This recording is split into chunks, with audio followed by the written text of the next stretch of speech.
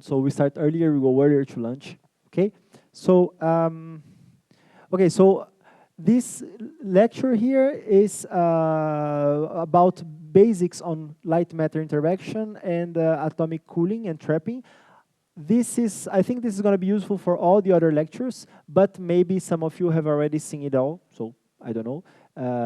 Enjoy maybe a different perspective, or or enjoy to review what you already know. But I think for some of you, this can be interesting and important, and maybe you have not crossed those things in your studies, okay?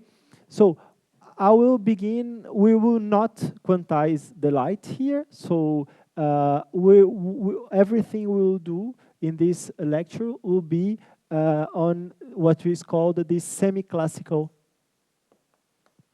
model.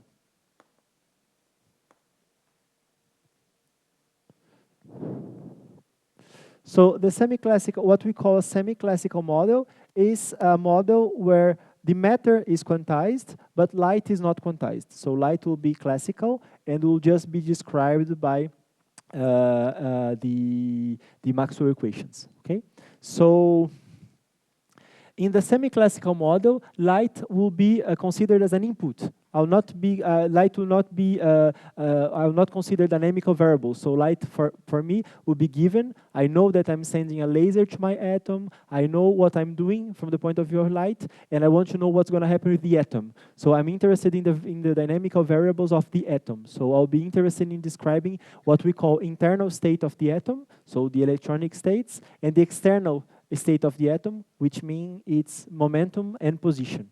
Okay, so let's begin with a very general thing, which is the classical Hamiltonian for a charge subjected to electromagnetic fields. So the classical Hamiltonian is just given by, this is classical, okay? So this is not an operator.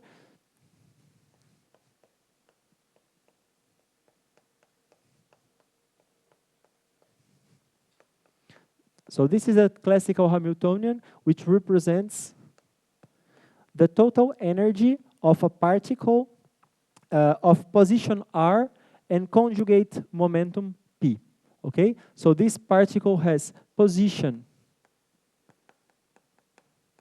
r and conjugate momentum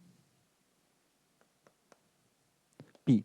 So what's conjugate momentum? The momentum which is conjugated to the position of the particle is a concept from this Hamiltonian mechanics. Okay, so here we are in the Hamiltonian formalism for classical mechanics.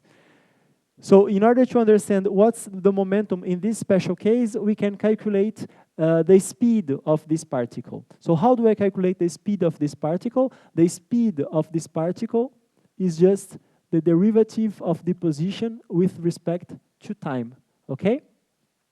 And how to calculate the derivative of the position with respect to time in the Hamiltonian formalism?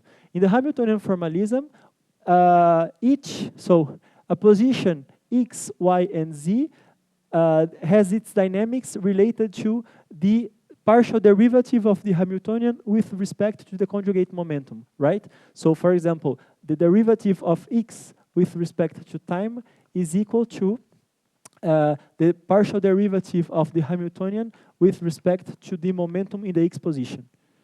And the derivative of the momentum x with respect to time is equal to minus the partial derivative of the Hamiltonian with respect to x. So this is how we will obtain the canonical, so this is how we obtain the dynamics of momentum and conjugate, position and conjugate momentum if we know the Hamiltonian, okay?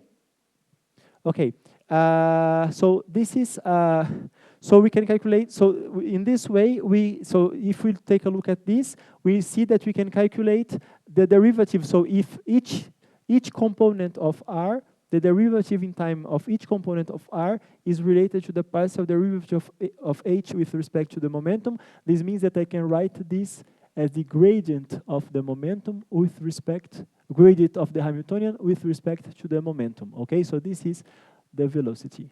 Okay, right? Okay. Okay, something that I should have said maybe before is that I have written this Hamiltonian here, but I have not said what's A and what's phi. I realize now I should have said. I'm going to say this now. So I've stopped a little here to say who is A and phi, but I think you know this by now. A is the vectorial potential, right? And phi is the scalar potential. And from there, from those, we can obtain the electromagnetic fields, right? So I think you remember this. So the electromagnetic, the electric field is just equal to minus the gradient of the scalar potential minus the partial derivative of A with respect to time. Okay? And the magnetic field is equal to the rotational of A. Okay? So we can we know that all the information about E and B is contained in the potentials, and the potentials are the potentials that it is the potentials that appear explicitly in the Hamiltonian for this particle. So okay, so and again, those are inputs of the system. Those are not dynamical variables. Okay, to do some to deduce. So in particular, I cannot deduce the equations of motion for the fields from this Hamiltonian. I cannot deduce Maxwell equations from here because I'm not considering the fields as dynamical equations. I can just deduce the equations for the particle. Okay, so this is what I'm doing here. So I come back because I should have said this. So I come back now. And here you see that I can obtain the velocity by doing making the gradient with respect to p. And so this is easy. So I'll continue here. So going from there. So the velocity is just equal to, when I'm going to derive with respect to p, there's a 2 that falls. So 1 over m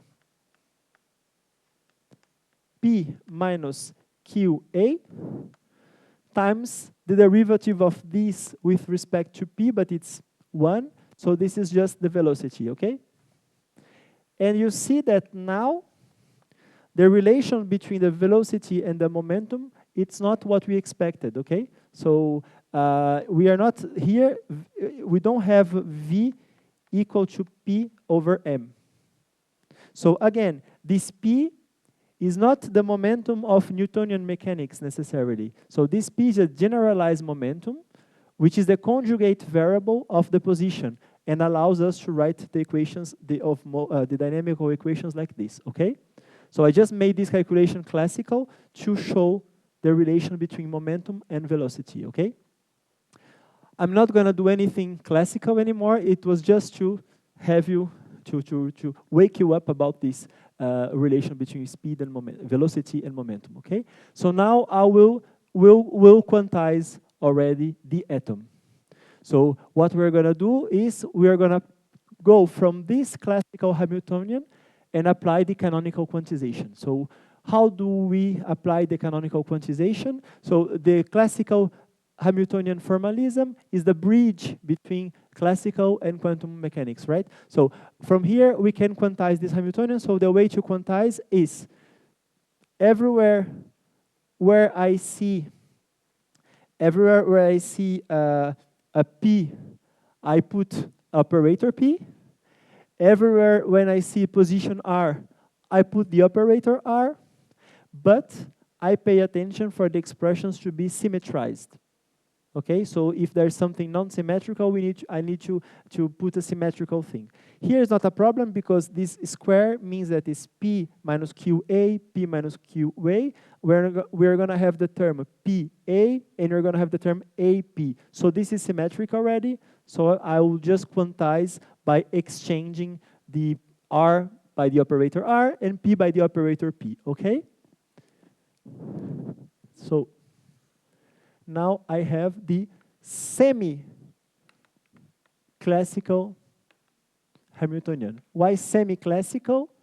Because the position of the charge is quantized, but the fields are an input, classical fields. Okay. So the semi-classical Hamiltonian now is an operator. And as I said, I'll just replace the momentum and the position by operators.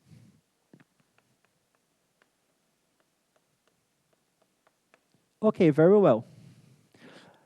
But now, so this momentum and this position, they are conjugate variables, okay? So this means that I have so x, px, this must be, the commutation between those two is just equal to I times h bar, okay?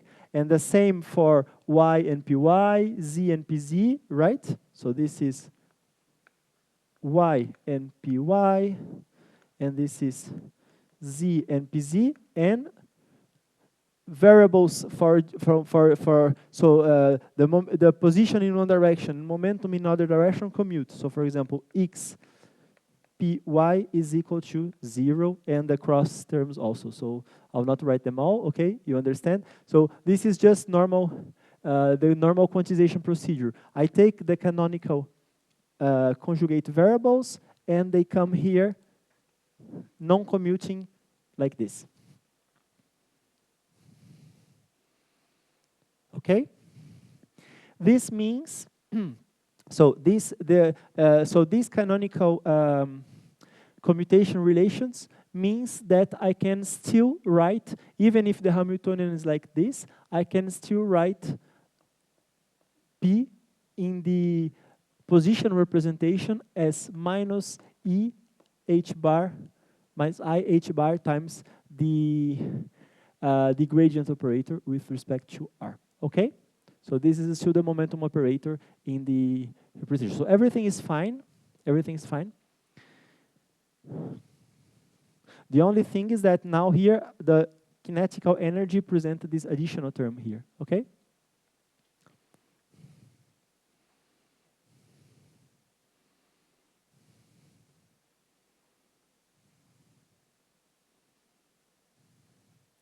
And now, if I want to talk about the speed of the particle, I must also pay attention in the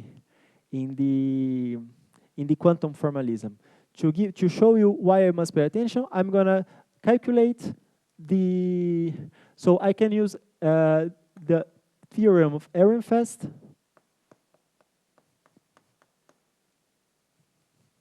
Okay, to calculate the derivative with respect of time of the average of the position, okay?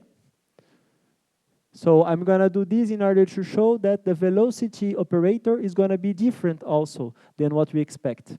So the derivative of the position with respect to time, I can imagine that I would want to associate this with a kind of average value of the speed or something like this, okay?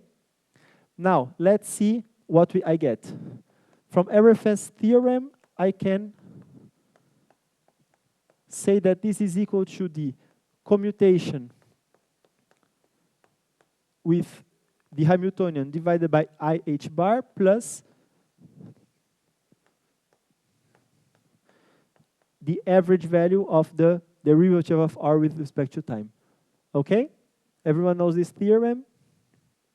Okay, so the position does not depend explicitly on time, so I end up with only this term here, okay?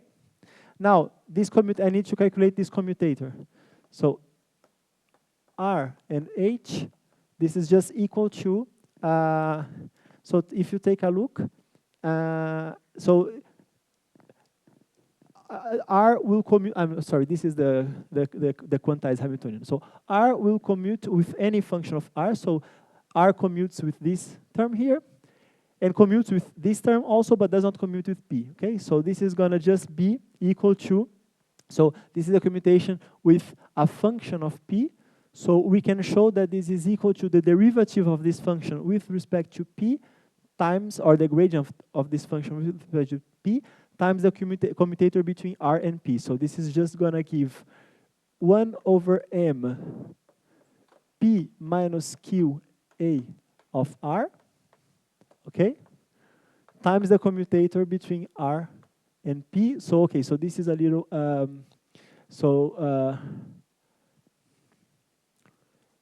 okay, so I must pay attention because this is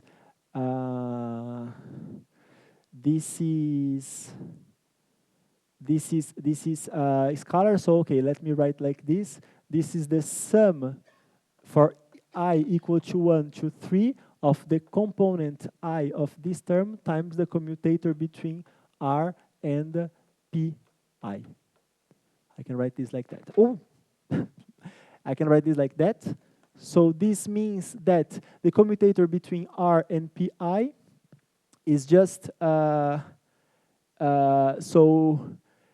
it's just gonna be E times H if we are in the same components. So if this is Px, just if this is x, etc., etc. So this means that in the x, I'm going to take the x component. In the y, I'm going to take the y component, etc. In the z, I'm going to take the z component times EH bar. So this means that this is just equal to EH bar divided by m times the vector P minus QAR. Okay, so this is this commutator. And if I put there, I discover that the derivative of the average position of the particle with respect to time is equal to this, the average value of this divided by EH bar. This means that this is just the average value of P minus QA of R divided by M. This means that this suggests that we should take for the velocity operator not P divided by M, but also P minus QA divided by M, okay? See now that this is also different in this case. So in general, we should be careful for when considering the speed of the atom. We are not talking about an atom, of the charge. So this is the relation between V and P, okay? So you should be careful about this Hamiltonian here. After we're gonna do some, we're gonna be in a nice gauge, and in the nice gauge, we're gonna just go back to what we know. But in general, we cannot, we should be careful about the relation between V and P, okay? And we see that if V is this, the Hamiltonian becomes simple. I can just write the Hamiltonian as V squared divided by 2 times M, oh, I'm sorry, M V squared divided by 2 plus Q phi of R, which is what you should expect. And actually, I could also do this in the classical one, but you should be careful that now V in general is this, okay? Okay? Now,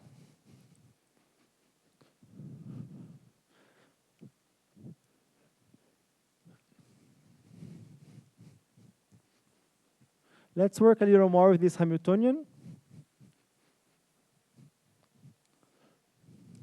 And we are gonna work with, in order to work with this Hamiltonian, you know that,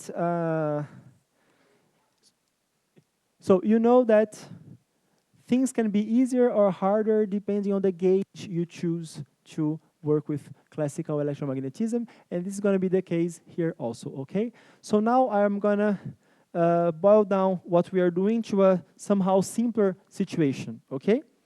So first, this is just a general Hamiltonian for an electric charge interacting with electromagnetic fields. Now, what I want to do is give some more consistency to this model. So what I'm going to say is that first, the charge is going to be the electron of an atom, okay? So I'm going to describe an atom like a hydrogen atom. This hydrogen atom has a positive charge, which I'll not consider. I'll suppose that I have just put it fixed in a position because the mass is much bigger, etc. So this is just fixed. It's not a dynamical variable for me. What interests me is the electron. So R now is the position of the electron, okay? So this is the charge that we are considering is just the electron of a hydrogen atom. Okay? Very well. And which means that the charge of this atom, this charge of this electron is just minus the fundamental charge, okay? Where E is plus 1602, I don't know what, times to the minus 19 Coulomb, which is now exact value, but I don't know which one exactly. There are 6 more numbers there that I don't know, okay? I'm gonna go on with Q, but at some point I'm gonna put that Q is equal to minus E, okay? Okay, fine. So this is the electron now. So this is the first. So I'm putting some more consistency to our model. Okay. Second thing is that this electron is not going to interact with any kind of electromagnetic field. The electron will interact with light. So I want to describe light now, and I will begin simple. Let's put that light can be a plane wave. Then we're going to be a little more sophisticated, but now we'll begin with a plane wave. Okay. So the electromagnetic field is going to be a plane wave. Okay, so for a plane wave, I'll just say that the electric field is equal to an amplitude times cosine of kr minus omega t. Okay, so plane wave, monochromatic. Monochromatic. So very simple.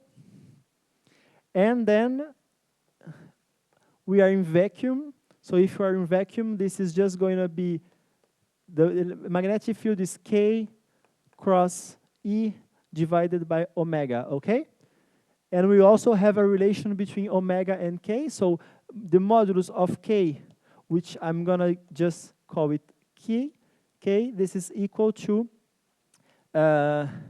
omega divided by c, where c is the speed of light. Yeah, okay, so c is 299792458 meters per second exactly. Okay?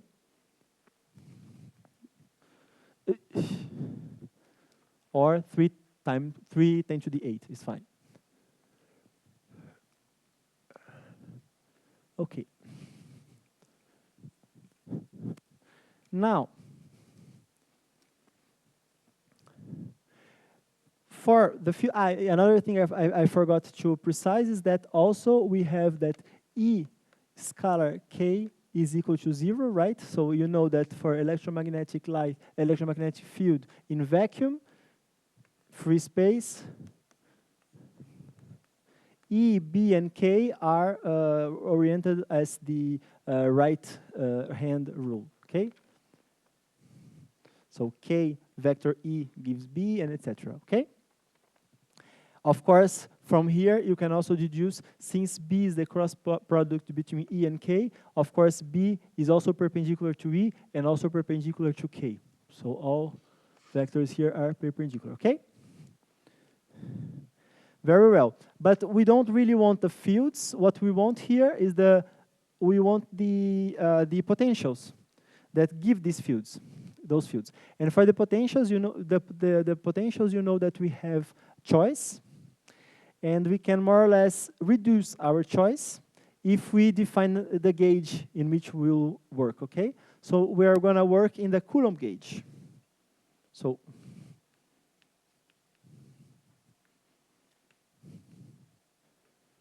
choosing a gauge means choosing the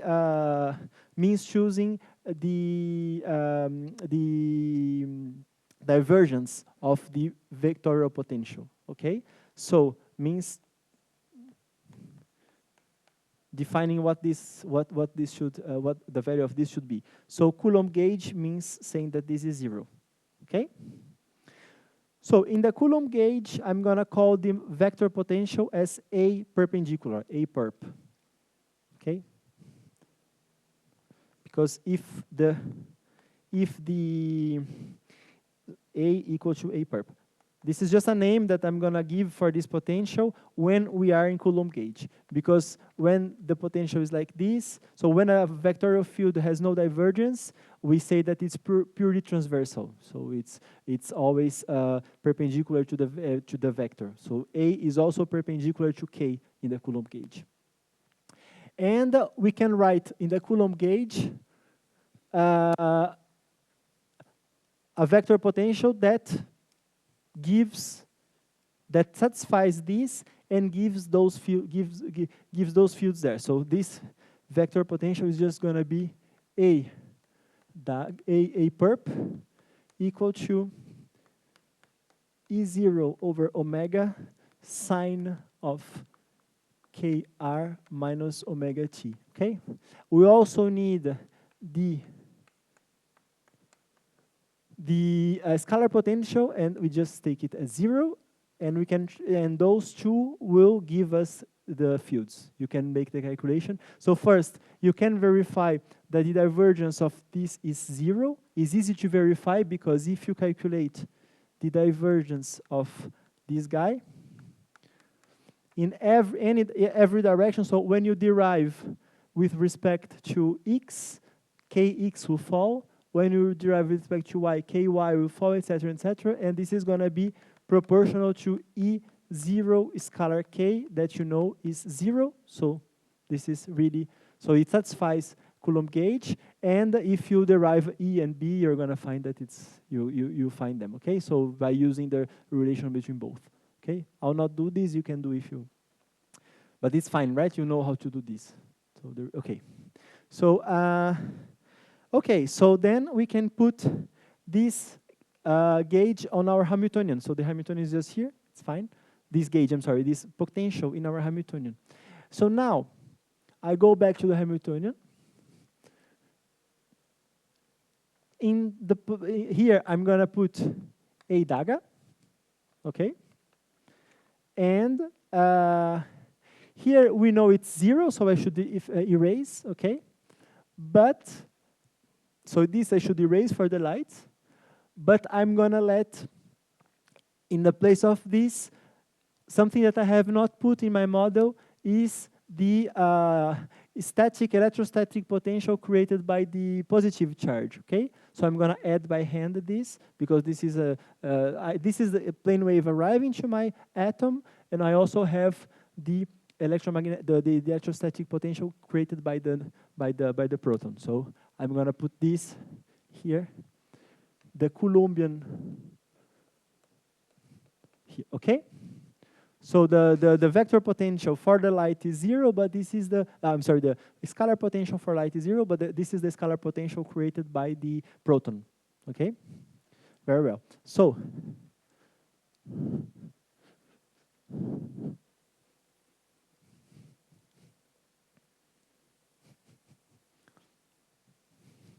okay, now I can work on this a little. So I can open this term here, okay? So I'm work on this.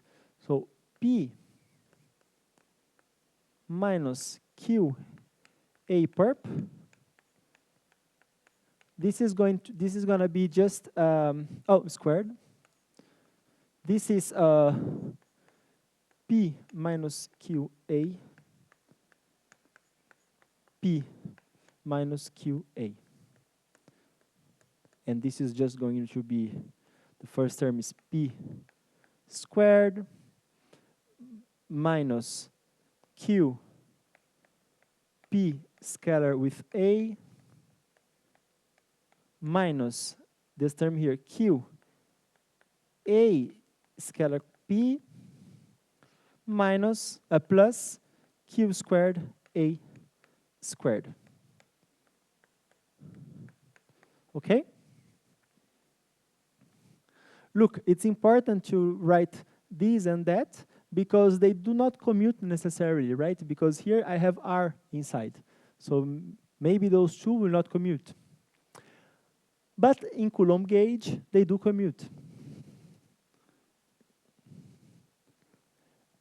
This is very nice. Why do they commute?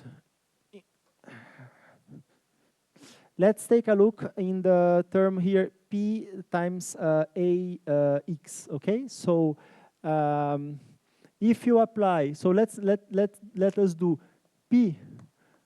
In order to calculate, I want to calculate the commutator between those two. So I want to calculate the commutator that Px A daga X, okay? This is what I want to calculate, which depends on R. Okay? So this commutator you can calculate if you apply this to a test function. So what we can do is that we can say Px A daga A perp X applied to a vector to a wave function psi. This is equal to Px A X minus AX Px applied to psi. So this is just equal to Px is EH bar derivative with respect to X applied to this minus AX minus, there's minus here, minus EH bar derivative with respect to X applied to psi. So you see that one of these terms cancel those, but we remain with minus EH bar derivative of A daga X with respect to X times the psi, okay? So we see that the commutator between Px and A X is equal to minus EH derivative of A daga with respect to X. This means that A, so P scalar A is A daga is equal to A scalar P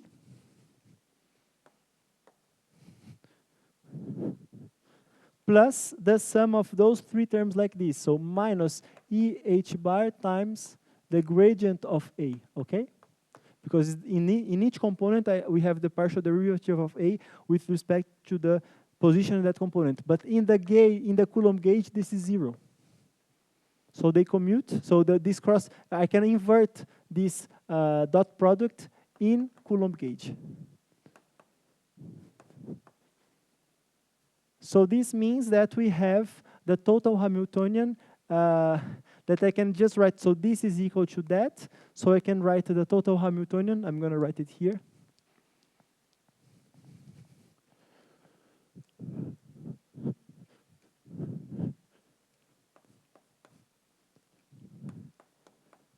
Total Hamiltonian is just minus P squared, P squared divided by 2m minus Q over m times A daga of R scalar P plus Q squared divided by 2m A daga squared of R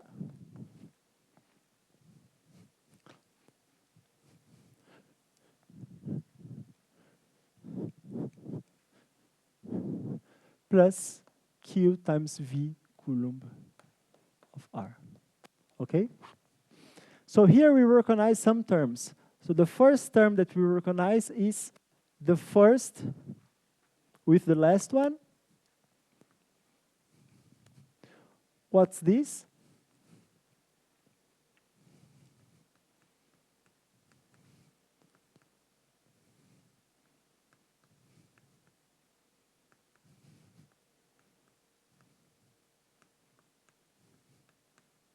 So if I put here key, I can also put this minus the fundamental charge. Which Hamiltonian is this one?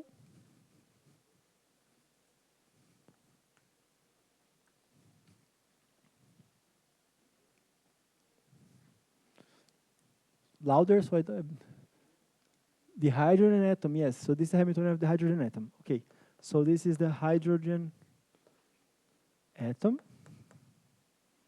Great. So this we know how to solve. We know all the wave functions, etc. Right? So Okay, so I'll just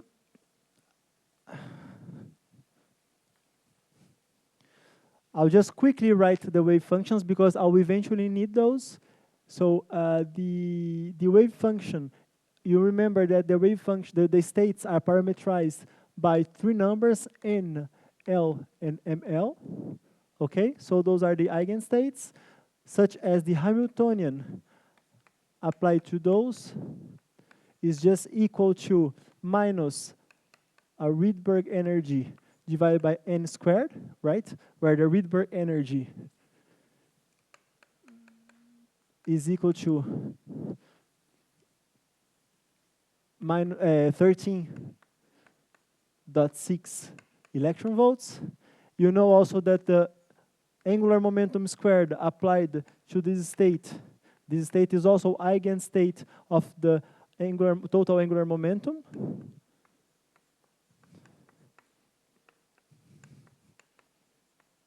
And this state is also eigenstate of the angular momentum in the z direction, which is the quantization direction for this model. So,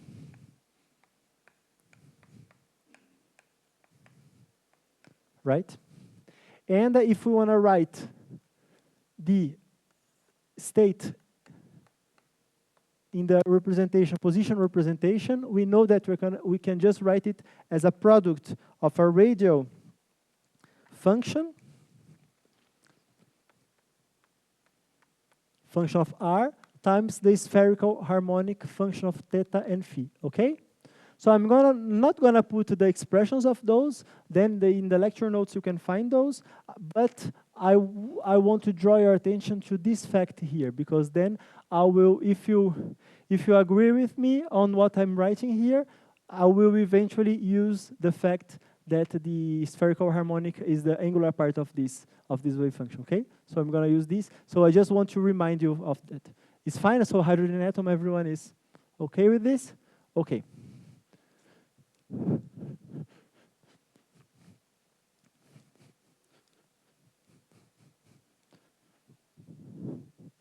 Okay, so I'm not gonna say nothing more about the hydrogen atom. I think everyone knows what the hydrogen atom is.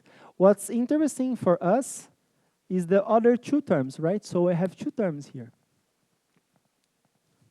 This term, these two terms here, okay? That I'm gonna call the interaction Hamiltonian.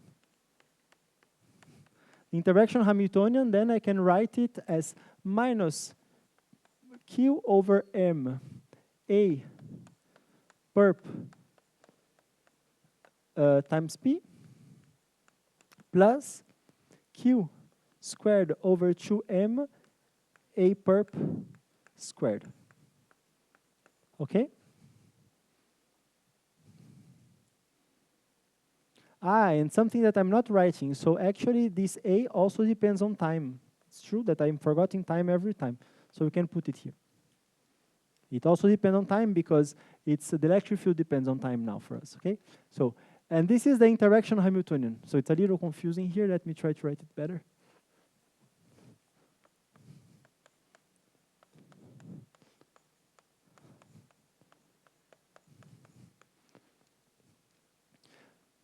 Okay, so this Hamiltonian, what does it do?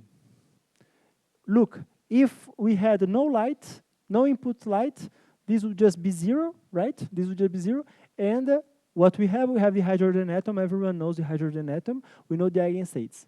When we put some additional term to the Hamiltonian, so there are two options. First, if what's interesting for us is to understand how does this, what are the matrix elements of this Hamiltonian in the basis given by the hydrogen atom. If this guy here has just diagonal terms, it can cause us energy shifts, but can cause us no transition between the levels. Because for a transition, you need to have a coupling, a non-diagonal element. So if this guy has no diagonal elements, okay, the light does nothing to your atom, changes the energy level, but this is all. Now, if this guy has non-diagonal terms, we can have transitions. So we can take the atom from one electronic state and go to another electronic state. Okay, so we need to take to pay attention in detail on how this this interaction Hamiltonian here works. Now, this term is a little complicated. First, it's nonlinear on the potential, and in full generality, there is dependence of R on R inside here, cosine of R, a little complicated. So we don't usually deal with this. So you see that I begin with something general, and I'm going to end up with a small thing like this, and you're going to look into this small thing to extract some information. So I'm going to make another simplification here, another approximation, which is called the long wavelength approximation. Okay, so this now we're going to do what we call the long wavelength approximation. So if you have done already classical electromagnetism, and you have done the expansion of the electromagnetic fields in terms of its dipolar effect, electric quadrupolar term, magnetic dipolar term, etc., etc. What we're going to do here is analogous in a way to just keeping the first term of this interaction, which is electric dipolar term. Not exactly, but almost. In the end, it's going to be exactly. In the beginning, no. In the end, exactly. So this is more or less the same idea. Okay. Okay. So what's the long wavelength approximation? The long wavelength approximation is based on the fact that when we are going to send light to our atoms, light has a wavelength lambda, and this wavelength lambda gives the length scale for the variation of the light phase. But our atom has a typical size of, what's the length parameter that gives the typical size of a hydrogen atom? Yeah, the Bohr radius, which is 5×10⁻11 meters, right? And the wavelength of light is 5×10⁻7 meters, okay? So we are talking about 500 nanometers, and here 0.5 angstroms. So lambda, so A0 over lambda is 10⁻⁴, okay? So this means that the atom, the hydrogen atom, so the electron, the whole wave function of the electron will see basically the same phase for light, the same phase. Okay, so this simplifies a lot our situation, because what this means that this operator here, I can just remove the operator and put here the center of mass of the atom, which is like a number.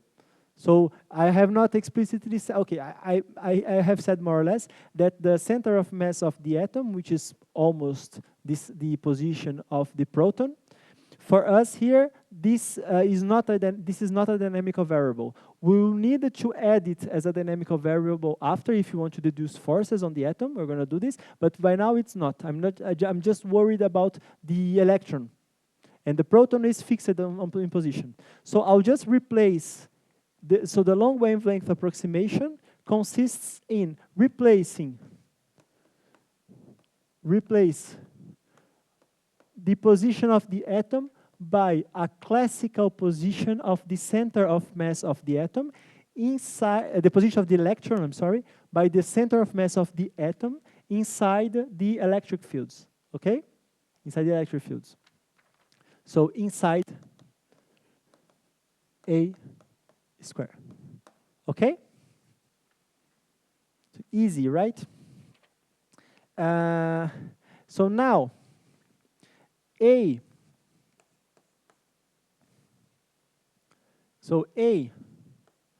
perpendicular of R becomes A perpendicular in the position of the center of mass R, right?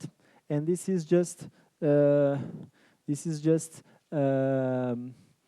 minus, oh, I'm sorry, this is just E0 over omega sine of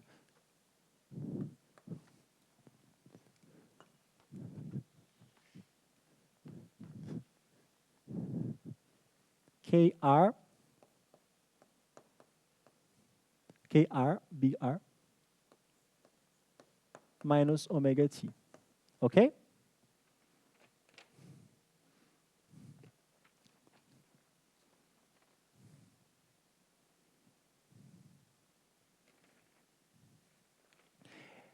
And by now, I'm going to simplify a little further. Since I'm not interested in the movement of the center of mass, why not just put the origin on the center of mass? Let's just help ourselves here. And so I'm just going to take R equal to 0. This is just a choice of the origin of the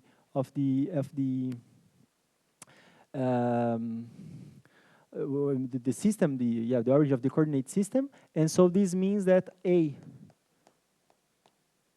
will just depend on t, and this is going to be minus E0 over omega sine of omega t. Okay? What's interesting in this long wavelength approximation, is that now this is just a number. If this is just a number, this is just going to make an overall shift of the energy. And I really don't, this has convex consequences in other orders, but now for us, this is just a shift in energy, and I'll just not consider it here. And here also, this becomes a number, okay? The number is scalar, a vector, but it's just a vector, scalar p. And so, I'm going to write this quickly.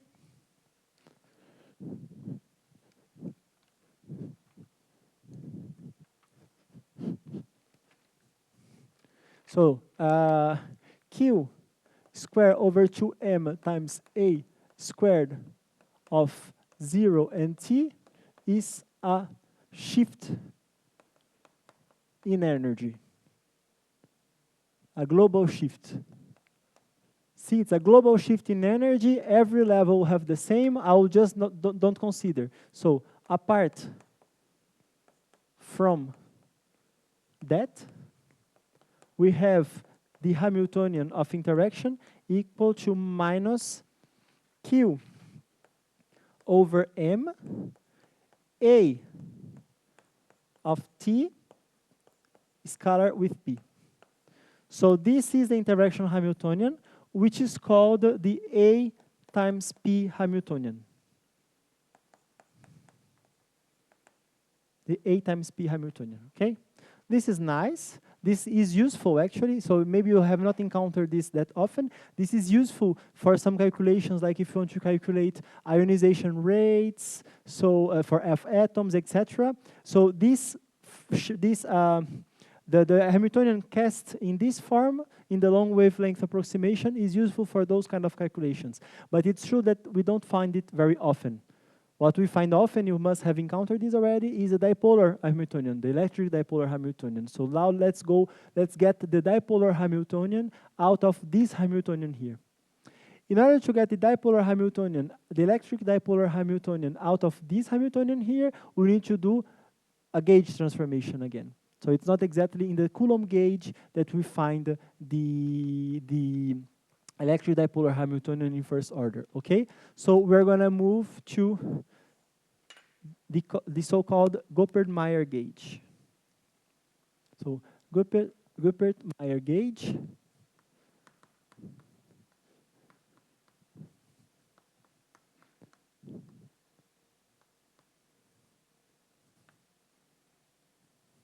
So we're gonna do a gauge transformation from Coulomb to Goppert-Meyer. How do we do a gauge transformation? So a gauge transformation is going from a pair of potentials to another pair of potentials, right? Via the choice of a scalar function f, going off from, so f of r, such as the new A prime is going to be equal to the old A times the gradient of this function, and the new phi prime is going to be as the old phi minus the partial derivative of f with respect to time.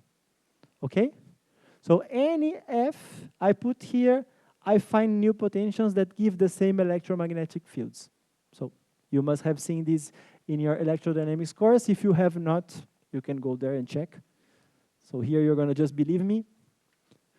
And we are going to do then a transformation for this Coulomb gauge to the Goppert-Meyer gauge by using this F here. The F is just going to be minus R times the value of the potential in 0 and time t. Okay? So this is going to be our transformation. So this means that the new A is going to be equal to the old A, which is the perp A of RT, plus the gradient of this. But the gradient of this is just, if you take the gradient of this, if you derive this with respect to x, you find the x component of this. If you derive with respect to y, you find the y component of this, etc., etc. And in the end, the gradient of this is just going to be given by this vector here. Okay, fine. Everyone agrees on the calculation. So if I take the derivative with respect to x, is going to give the ax in the direction x, ay in the direction y, az in the direction z. So I just get this in the end. And the new potential is equal to the old potential that was 0. The old potential was 0 minus the partial derivative with respect to time. So this is going to be plus r. So here r is just a variable, so it does not depend explicitly on time, plus r times derivative of a on time with respect to 0 and t. Okay? This is what we get. So I'm going to go back to the Hamiltonian. And I'm going to put the Hamiltonian. So I'm going to go to the full Hamiltonian, and then I'm going to apply the long wavelength approximation. So I'm just go to the Hamiltonian and do full Hamiltonian and do the transformation. So now, in the full Hamiltonian, we get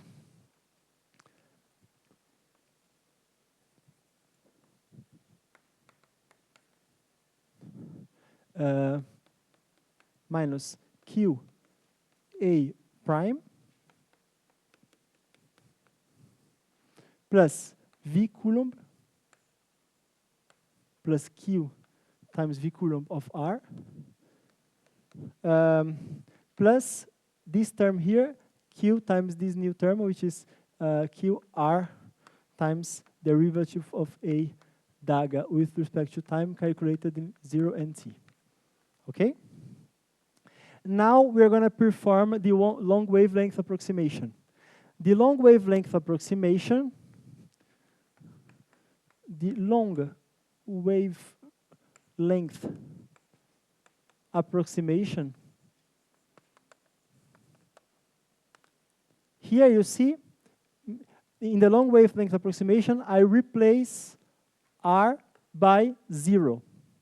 So this means that the potential is the perp potential calculated in 0 minus the perp potential calculated in 0. So goes to 0. So in the Goppert-Meyer gauge, when we do the long wavelength approximation, the potential disappears. The vector potential disappears. Just in the long wavelength approximation. Okay? So this means that this is just going to disappear. What's the first consequence of this? It means that in the long wavelength approximation and in the Goppert-Meyer gauge, the velocity becomes again P over M because the vector potential disappeared. Just in this approximation, just in this gauge. Okay? This is nice. It's nice, it's easy, you don't need to remember that this is not the same, etc., etc. Okay? And now, we have this term here that we need to interpret.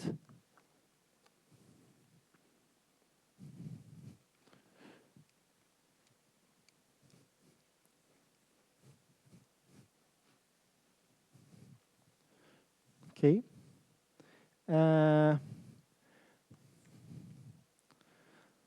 So in the long wavelength approximation, the electric field is just going to be the electric field in R and T is just going to be more or less the electric field in 0, because we are doing the long wavelength approximation. Okay.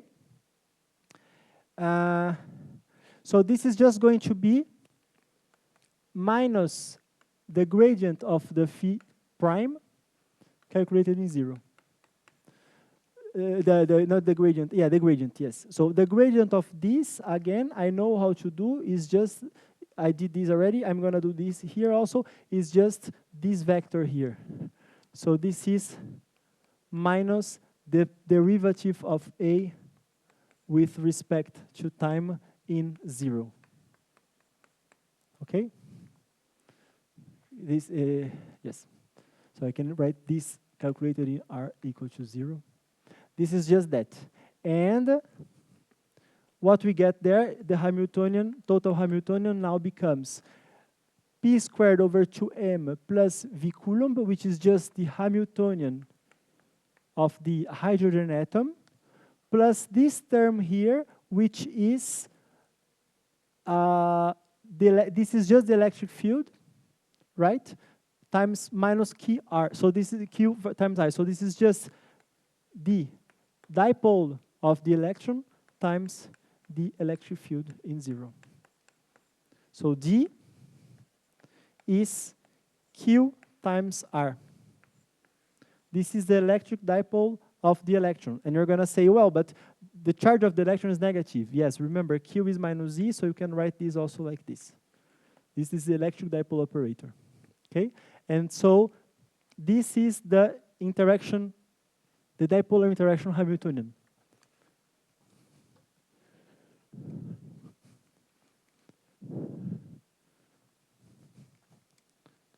So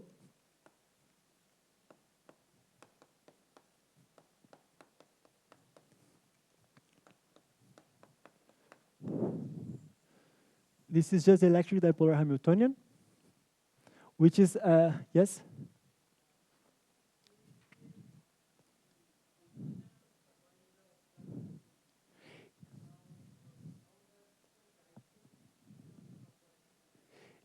Okay, so the long wavelength approximation consists in replacing the operator for the position by 0 or by the center of mass of the atom only in the fields, because the fields has a special variation, which is okay.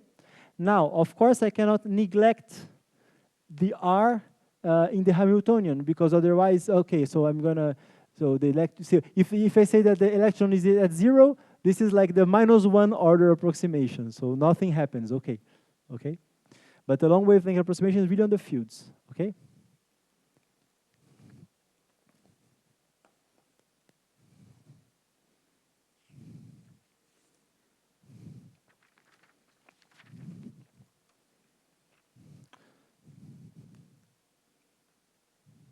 Okay?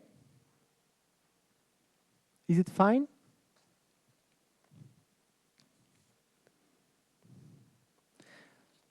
Can I move on?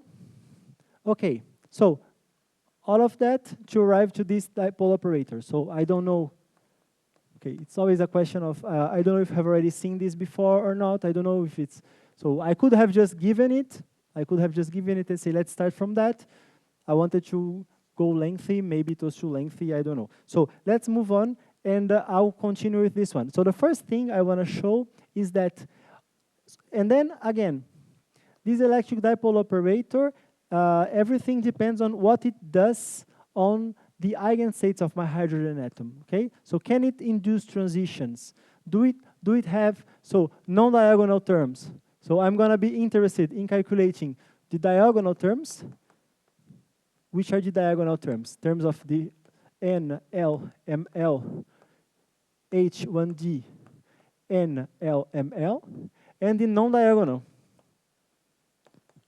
The non-diagonal is like N prime, N prime, L prime, N L prime, H1D, N L M L.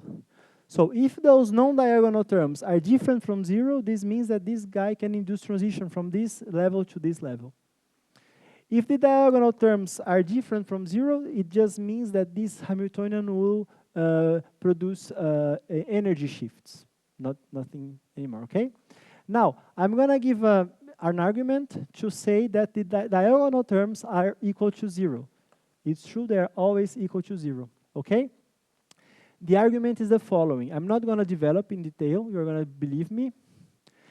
The argument is the following. You remember, so the diagonal elements, how could I calculate them? So this is just going to be an integral, right, on the whole space of the wave function times its complex conjugate, so the wave function squared, times, so this guy is minus ER times electric field, which is a constant. So this is going to be just equal to minus E. Here we're going to have R n times E of 0t, which is a constant. So I really need to know how to do these integrals with x, y, and z. Okay? Now, each wave function has a definite parity. The parity comes from the spherical harmonic. So spherical harmonics with even L are even functions. With odd L are odd functions. This you can verify. Means that, so an even function, the function of minus r is equal to the function of r. The odd function's function of minus r is minus the function of r. An even function or an odd function squared is an even function. Now, an even function times an odd function is an odd function. And the integral of an odd function on the whole space is 0. So the diagonal terms are always 0, okay? Now, the electric dipolar term can induce transitions between, yes?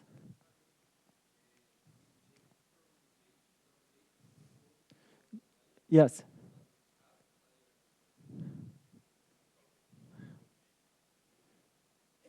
Yes, okay, exactly. So in the Coulomb gauge, okay, no. The answer is no. You still don't have. I mean, okay, you have in the Coulomb gauge you have this a squared. This a squared makes a global energy shift, which is the same for every level. It's not dependent on the level because it was just a number. Yes, and so indeed this term is diagonal, but I removed it. This you can also show that is purely non-diagonal. This is an odd function, the derivative with respect to x, y, and z. So this is also going to be purely non-diagonal. The terms here are not exactly the terms that you get there, the non-diagonal ones. There's a small difference. You can say to me, why this difference? Because you have done a gauge transformation that should not change the physics, and you say to me that you find a different term. So I don't understand. You are right, you have the right not to understand. But the question is that, so those two terms must agree in their consequences only up to a term which is of the order R0 over lambda. I'm done an approximation. So I have done an approximation there, and I have done an approximation here. I end up in two different expressions. They just agree in 0 order, but they can't disagree in first order. They have the right to do this, okay? So indeed, in this case, I have changed the gauge, and I have found a slightly different thing because I have done an approximation after, okay? Yeah. Okay, so now, non-diagonal, okay, so this is off. Now, but those non-diagonal elements, most of them are all 0, all 0. You have what we call selection rules that says that the electric dipolar Hamiltonian can induce transition from some levels just to other levels. The amount of levels where you can go in first order is not a lot, just a few, okay? I'm not gonna deduce those selection rules after. We can discuss afterwards a little about them. For now, I'll just, we're gonna now make a very simple model based on all of that, okay? So this is the term that we need to understand how to use, okay?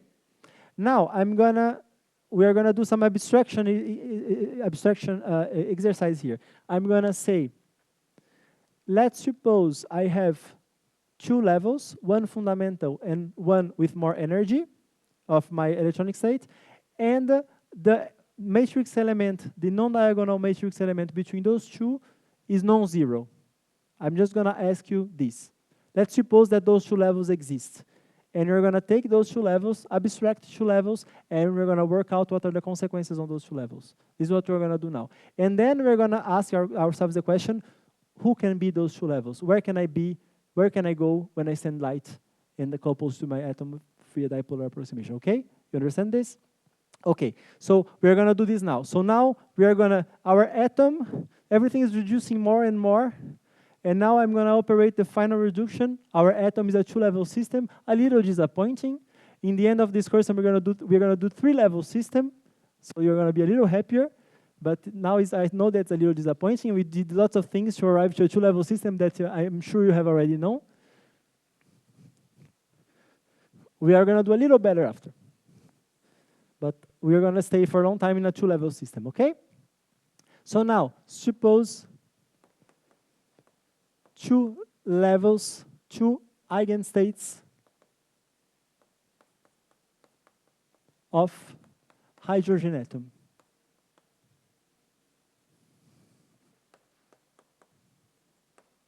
State fundamental and the excited E, okay? So they are eigenstates of the hydrogen atom. So the hydrogen Hamiltonian applied to G must give the energy times G. I'm going to say that the energy of G is 0. I'm going to put the origin of the energies in the fundamental level, and Hamiltonian applied to E. So there is a delta E of energy, which is energy of E minus energy of G. And this delta E, I'm going to write it as a function of a typical frequency, omega 0. Okay? And then this is just going to be omega 0E. Okay?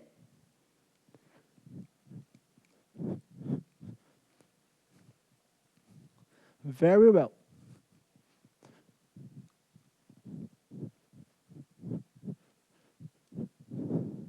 Now, I need to understand what's the action of this Hamiltonian on those levels. I know that the diagonal elements are 0. So,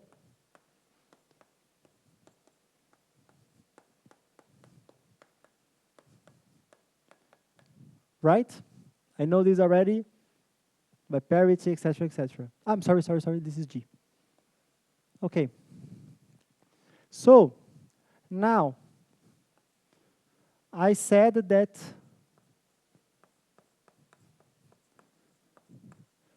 just check the order. In this course here, if I forget a sign or exchange something, we are going to all regret after in front. So, okay. So, this I need to know. In order to know this, so if I take a look at the Hamiltonian, this is just a number. So I need to know how this thing here operates on my atom. So I'm just going to call this. This is just going to be a vector, which is going to have the same name. You're going to forgive me. So it's going to have the same name, okay? So this is just the average. So this is just the non-diagonal term. This is an operator. This is a vector, numbers, 3 numbers, non-diagonal element, okay? This is just the coupling term. And so this means that in this two-level system, how can I write the Hamiltonian? The Hamiltonian is just going to be minus this number times the electric field calculated in 0 and T. Let me write there because here I have no space. So minus G scalar E times G E, and this must be this must be Hermitian. So if I suppose that those numbers are real, you're gonna say to me, how can you suppose that those numbers are real? I'm gonna put any phase inside the definition of the state, and then I'm making this element real. Okay, I'm gonna arrange myself to make it real. Otherwise, you're gonna suffer a lot. So plus E G. Okay, so this is the Hermitian operator. Okay, and then this is just a number, and we give a name to this number, right? So we call, okay, so before, so E of 0 and T is just equal to the amplitude times cosine of omega t, right? Remember this? The R is equal to 0, so I just have this electric field, and we're gonna call omega 0 d times E0 over h bar. This is called the Rabi frequency. This is called the Rabi frequency, and you know Rabi frequency is always a typical frequency for the coupling between two levels, right? So it appears in every possible situation with two-level systems. You have it in nuclear magnetic resonance. You have it here in two levels coupled with light. Every time you have two levels coupled, you have a typical coupling energy. In our case, the coupling energy is this here, and then h bar times omega 0 is just equal to this coupling energy. So you define a typical coupling frequency related to the coupling energy, which is the Rabi frequency, okay? So the typical coupling frequency. So then you have H1D equal to minus h bar omega 0 times cos of omega t times those two operators there. And I'm gonna give special names to those operators now. So I'm gonna call the lowering operator this guy here. This is called the lowering operator. And I'm gonna call the raising operator this guy here. This is the raising operator.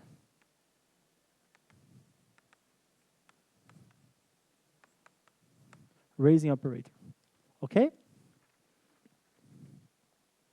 So why they are called lowering operator and raising operator? Look, let's see how they act on each one of the states. So if I apply sigma minus to G, this is just going to be G, this is 0. If I apply sigma minus to E, this is G, E, this is G. So what has it done? The excited state, so it's a mathematical operator that applied to the excited state gives the ground state. So it lowers, like lowering operator. And you see that this guy going to do the opposite. As a function of those, I can just write this. Okay. This is our interaction Hamiltonian in this basis. And now,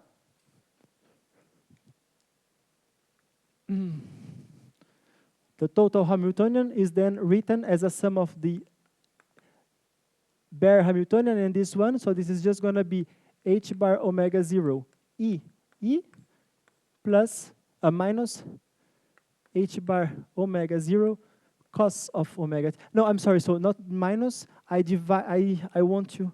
Yeah. So you see, if I don't pay attention, I want to define this with a minus, because the energy has a minus. I'm sorry. So I want to. So then here is a plus. Okay.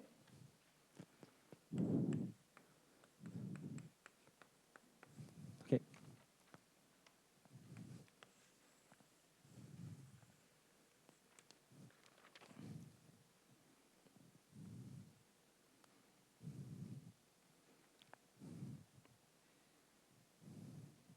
Okay.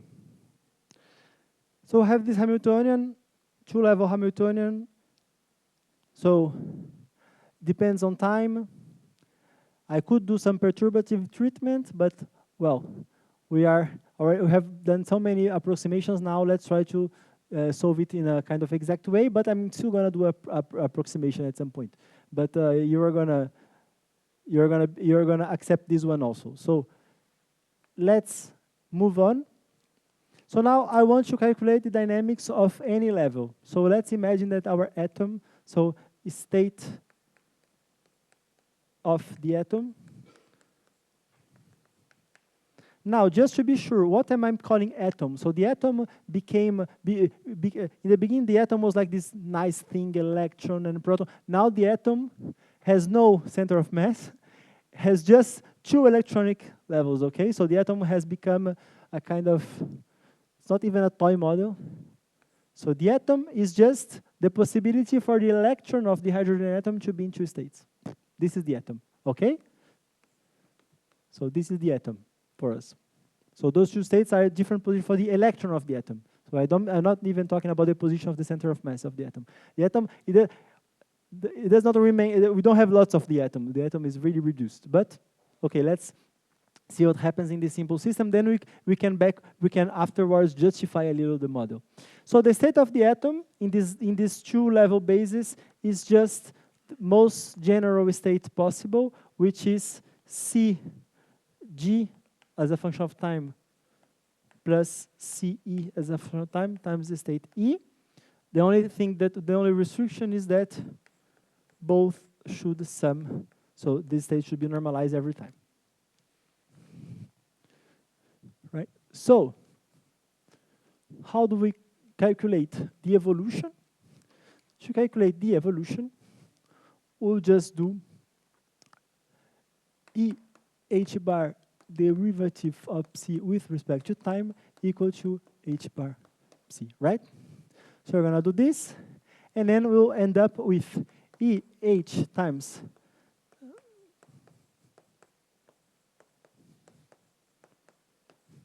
equal to the Hamiltonian, which I can write in matrix as a matrix shape, like matrix representation like this. Oh no, sorry, this is the GG. So this is 0. This is going to be h bar omega 0 cos of omega t. H bar omega 0 cos of omega t. Remember that d is real, so omega 0 is real. This is why these terms are just like this. And h bar omega 0. Okay? And so we have 2 equations.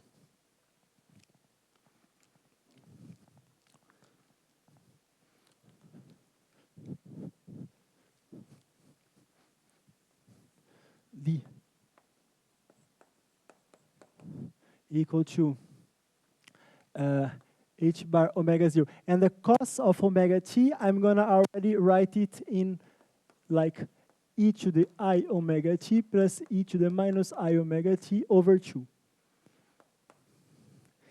dCe dt is equal to, so I'm missing some e, so the e passes, so minus, there's no h, minus e. And down here I have this is equal to minus e omega 0 over 2 e omega t plus e to the minus e omega t cg plus plus, so minus e omega 0 ce. Okay?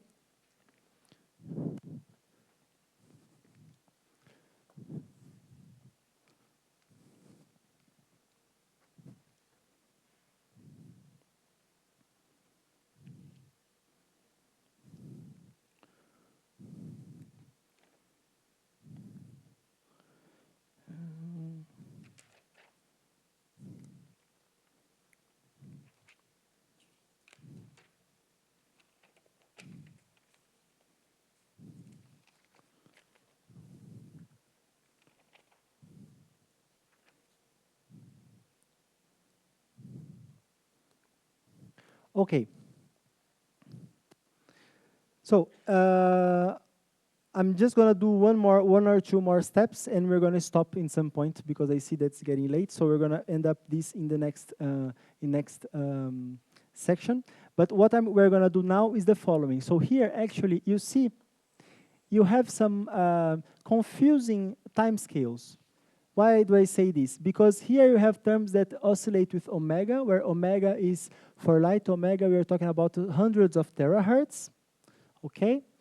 Here you also have hundreds of terahertz, but here you have like small frequencies. So you can ask yourself, so you can have some kind of hierarchy in those all those scales, and actually here indeed hidden in those equations are two very different time scales. We have the time scale of omega 0, which if you send light close to resonance, omega and omega 0 are close.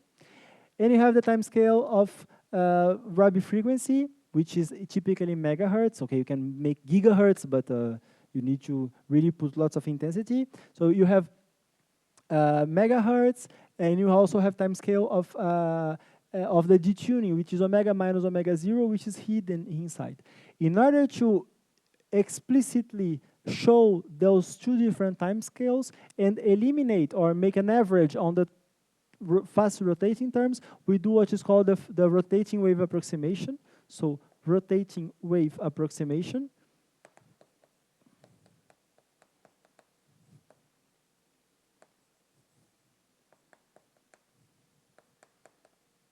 So in the rotating wave approximation, what you really do is you write that the C, so CG is just the new CG, is the same thing, but CE now, we are gonna write this as CE prime times e to the minus e omega t. So inverting this means that CE prime is equal to CE times e omega t. What does it mean? This means that, you see, so if you take a look, if you had no light, the CG would be constant and the CE would be turning with frequency omega 0. What we do here is that we eliminate, we put this state in the rotating frame of the light. So we do everything in a situation, we let the phase, we are going to describe the excited state, we are going to describe the phase of the excited state in the rotating frame of the light. So we're going to discount, we're going to remove the phase of the light and only let the relative phase between this and the light. This is what we're going to do. This is the physical idea behind this explanation, okay? So then this means that dCE dt is equal to dCE prime is dCE dt e to e omega t plus plus I omega times dCE or e omega CE e omega t, okay? So if I put this inside those equations, you have to work out a little, and you're going to end up with different equations, which are going to be, so you need to multiply by e to the I omega t to make appear CE prime, etc. You need to do some calculations, and then you end up with this. dCG dt is equal to minus I omega 0 over 2, 1 plus e to the minus 2 e omega t CE prime, and then dCE prime dt is equal to minus e omega 0 over 2, 1 plus e to the I omega t plus e omega minus omega 0 times CE prime. I forgot the CG here.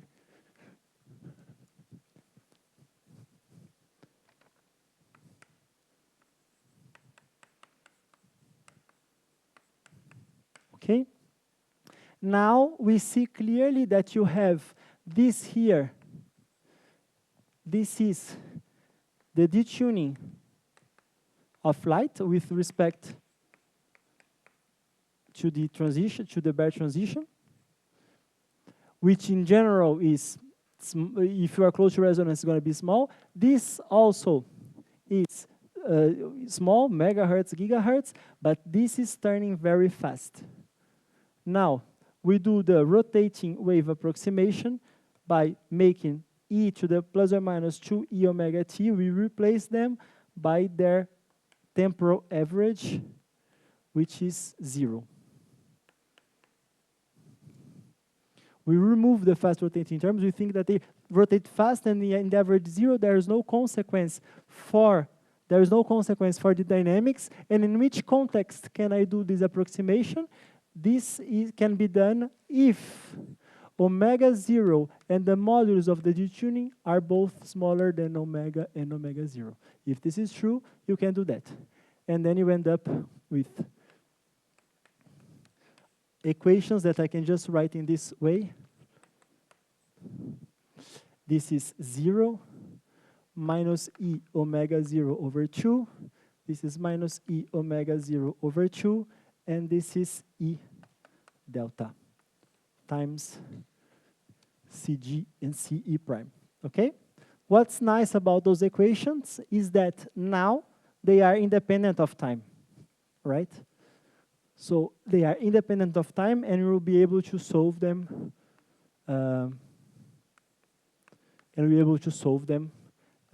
And give a general behavior. So I'm not going to finish. I thought I would be able to finish just this calculation here, but I'm not going to keep you here because it's already time. So, yeah.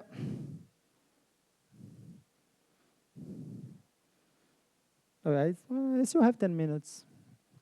I'll continue, because then I finish this, and then we'll be able to go to another thing next time, okay? So this is general equations. Now, if you want to solve this, in general, this is a little hard to solve, but what we can do is that we can do something simple. I'll be interested here in solving those equations for a specific initial condition, okay? So I'm not going to treat the general case. Let's just take a look on what happens if I begin in the fundamental state. Cg of 0 is equal to 1, and Ce of 0 equal to 0, okay? Okay, so let's do that. This is the initial conditions. So I need to solve this in general case for those initial conditions. Okay, so in order to solve this, the first thing is that you need to find the eigenvalues of this matrix. So how do we solve this? You need to find the eigenvalues and eigenvectors. We're not going to find the eigenvectors, but we will need the eigenvalues. So the eigenvalues of this matrix are found by writing minus lambda minus z omega 0 over 2 minus z omega 0 over 2 e delta, this minus lambda. This determinant is going to be equal to 0, right? So this means you're going to find that lambda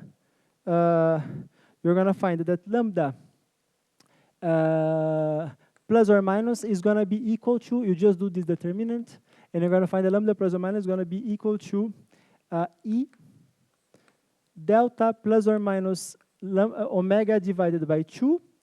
What's omega? Omega is square root of omega 0 squared plus delta squared. It's kind of generalize the Rabi frequency. So those are the two eigenvalues of this matrix. Okay?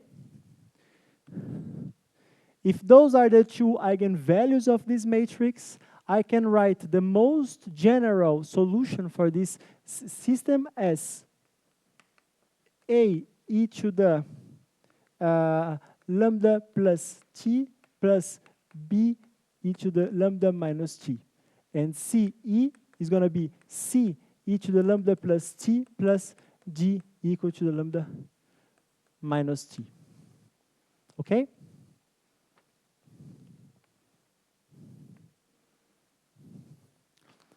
Now,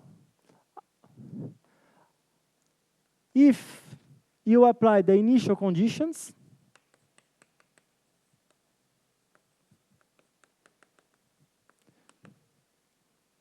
the initial conditions just say that Cg of 0 is equal to 1. So this means that A plus B equal to 1. And C plus D equal to 0. Okay? So this is what you get.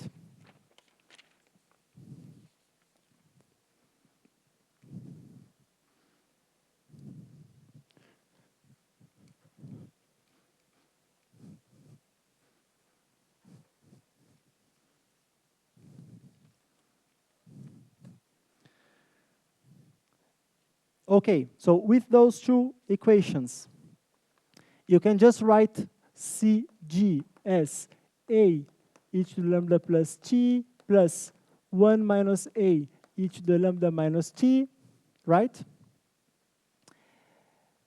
And you can replace e to the lambda plus T equal to cos of lambda plus T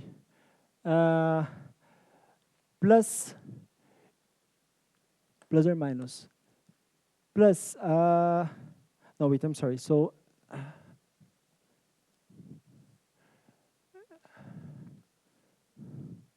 yeah, no, okay. So now I need to put the shape of lambda plus and lambda minus. This is e to the e delta t divided by 2, because you see that both has e delta divided by 2. I can put this in evidence, and this becomes a e to the e omega t plus 1 minus a e to the minus e omega t. So this is what I must do.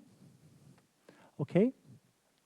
And this inside, you can just write this as, so you're going to believe me. So you can, if you put here combination of sine and cosine of omega t, here you can also put combination of sine and cosine of omega t, but with opposite sign, right? Because cos of omega t is e to the e omega plus e to the minus omega, and etc. You can invert to have cos and cos and sine, and you're going to find that this is equal to cos of omega t plus e 2a minus 1 sine of omega t.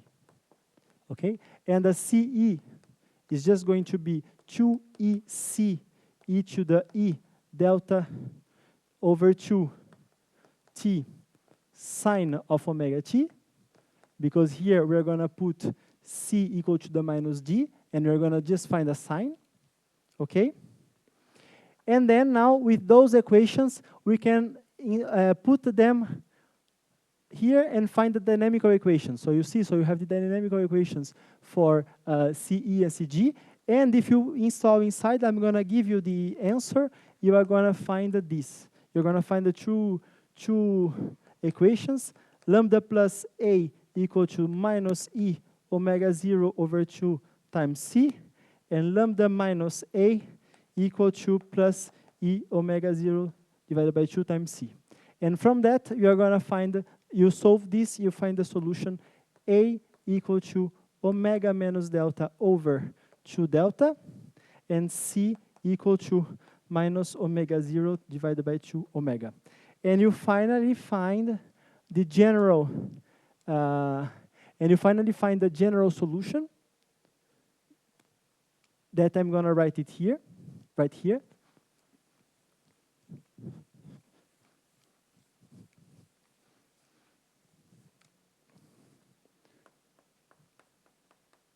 This general solution is just given by E delta t divided by 2 times cos of omega t plus E delta over gamma over omega sine of omega t times G minus E omega 0 times omega sine of omega t times E. This is the general solution. When you apply, you begin in the fundamental state, and you apply light to your two-level system. Now,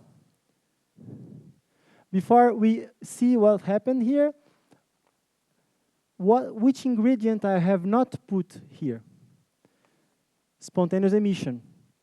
So I don't consider that my atom can decay. I'm considering transitions between two states that do not decay to stable states, or one stable and one metastable state, so they do not decay.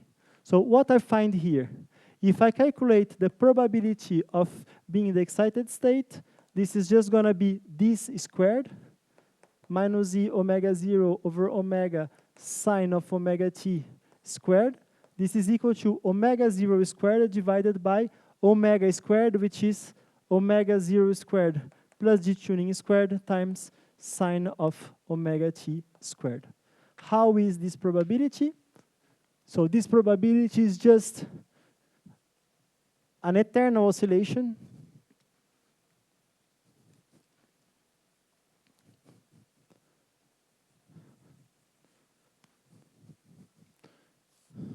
so eternal oscillation of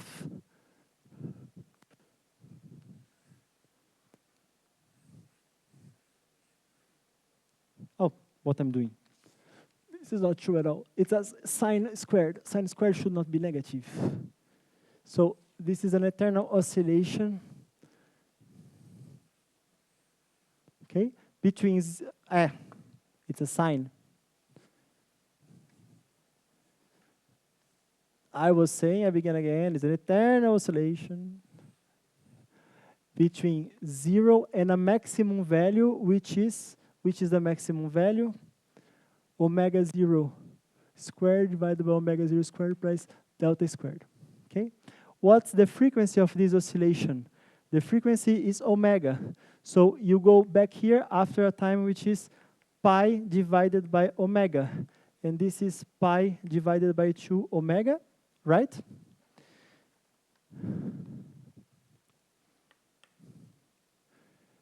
So if you begin in the fundamental state and you apply light for a time which is pi divided by 2 omega, you do what you call a pi over 2 pulse.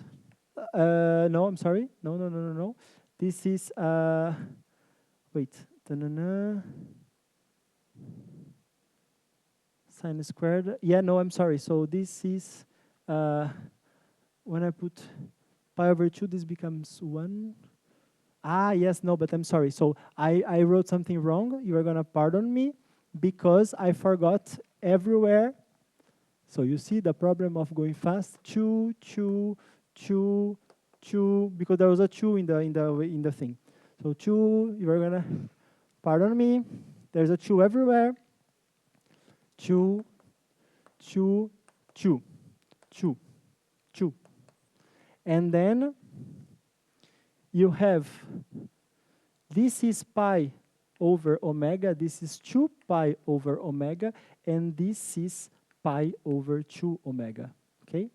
So a pi over 2 pulse, it's not true what I was saying, a pi over 2 pulse, if you are resonant, a pi over 2 pulse can bring you to 1.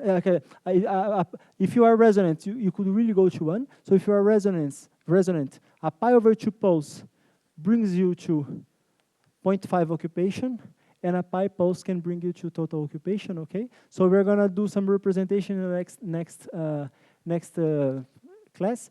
But so, and then you can just see the maximum amplitude as a function of delta, and you see that this is just something that is, for delta equal to 0, this is just equal to 1, and for big delta, this falls as 1 over delta squared, so the probability, okay?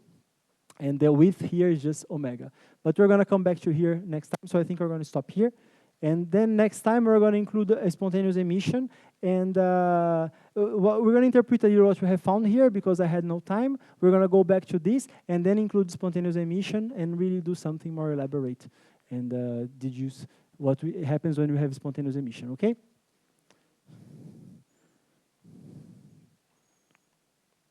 Don't know if you have questions or no?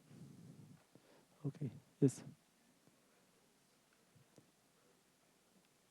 The notes, okay, so I don't know how they're going to let it available. I think it's on the website. I have not put still, but I'll let you know. Okay? Okay? Okay.